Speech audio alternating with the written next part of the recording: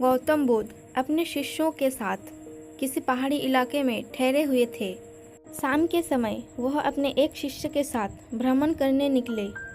दोनों प्रकृति के मोहक दृश्य का आनंद ले रहे थे। विशाल और मजबूत चट्टानों को देखकर शिष्य के भीतर उत्सुकता जागी। उसने पूछा, इन चट्टानों पर तो किसी का शासन नहीं होगा, क्योंकि ये अटल और कठोर है। शिष्य की बात सुनकर बुद्ध बोले, नहीं, इन शक्तिशाली चट्टानों पर भी किसी का शासन चलता है। लोहे के प्रहार से इन चट्टानों के भी टुकड़े टुकड़े हो जाते हैं। इस पर शिष्य बोला, तब तो लोहा सर्वशक्तिशाली हुआ। बुद्ध मुस्कुराए और बोले, नहीं, अग्नि अपने ताप से लोहे को मनचाही रूप दे सकती है। उन्हें धैर्यपूर्वक सुन रहे शिष्य ने कहा, मतलब सबसे ज्यादा शक्तिशाली अग्नि है? नहीं, बुद्ध फिर उसी भाव से उत्तर दिया।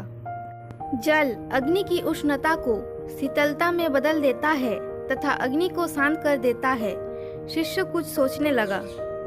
बुद्ध समझ गए कि उसकी जिज्ञासा अब भी पूरी तरह से शांत नहीं हुई है।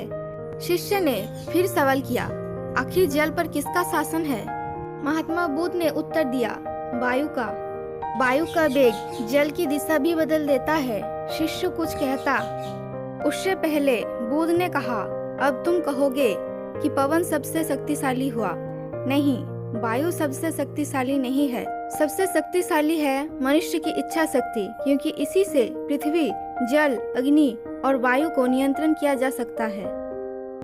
अपनी इच्छा शक्ति से ही अपने भीतर व्याप्त कठोरता, उष्णता और शीतलता के आगमन को नियंत्रण किया जा सकता है।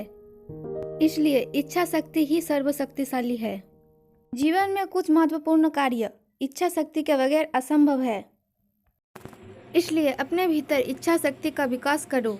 सफलता एवं उन्नति का आधार इच्छा शक्ति है।